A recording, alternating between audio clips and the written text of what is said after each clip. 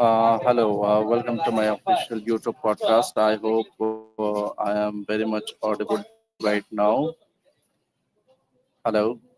Yes, so we'll do the review of India versus South Africa 3020 International, which obviously finished just a while ago, and I hope you guys have watched the match. It was once again one-sided match because the first T20 happened, which was happened that was also one-sided. Second T20, I think South Africa won there. That was also one-sided, and the third T20 was also a little bit of one-sided match. We'll discuss a little bit more in detail and depth about this T20 international. Firstly, South, you guys have seen the toss also that happened earlier, and at that point of time, Surya Kumar Yadav won the toss, and he obviously decided to field first because of the due factor. Obviously, you guys know that the match was happening in Dharmashala, and there have been obviously a due factor will be there in the North India or wherever where there are a lot of mountains, so there will be a lot of dew. So chasing becomes a little bit easy, but it wasn't that easy as it turned out to be. So currently I'm outside right now. You have to be hear some kind of noises of the bike and all. So the thing is, except the Eden Markram, none of the batsmen contributed a lot of runs. If you look at the team squad, also there has been a lot of talent for the South African batting line, and there has been a lot of depth also. The depth has been too much that the guy like David Miller, that was a bit surprise for me itself. That David Miller is not been playing in this T20 international, the third T20 international. He has been made to sit out on this T20 international. And if you look at this team, and if you look at the names also, Quinton de Kock, I don't know. I could have played David Miller instead of uh, his name. Just forgetting his name. I haven't obviously I haven't seen him perform in any of the matches. I'm talking about Riza Hendricks.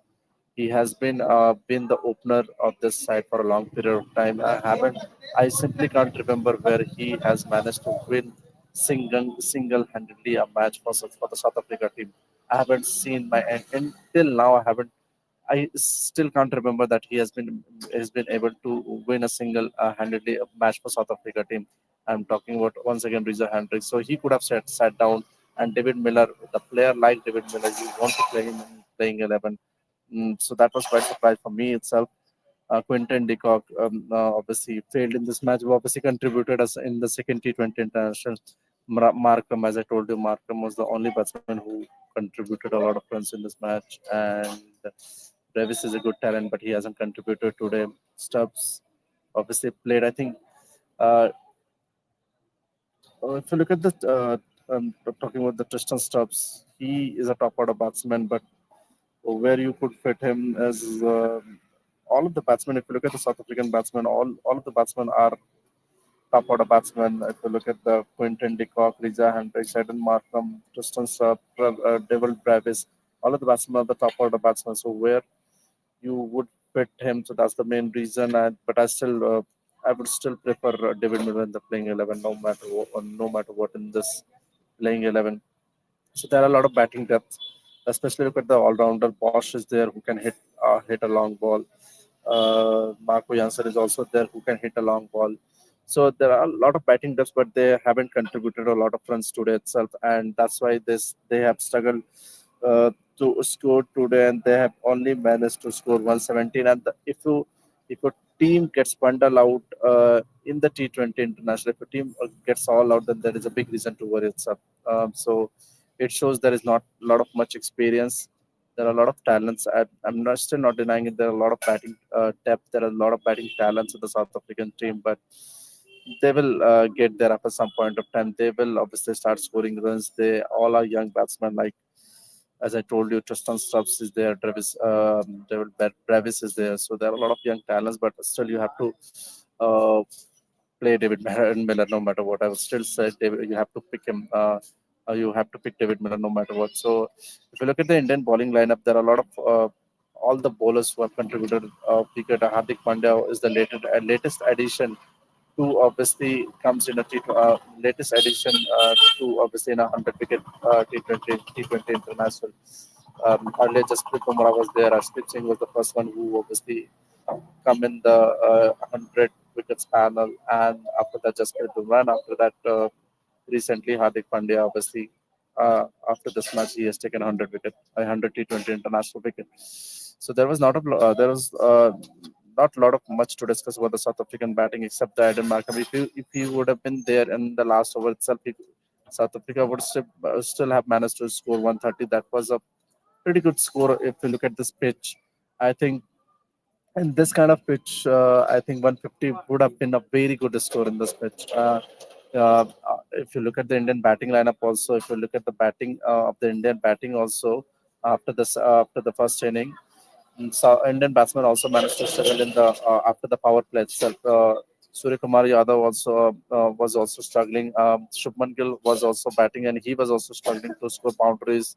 I think he played obviously with a strike rate of 100 and whatever 110 it was.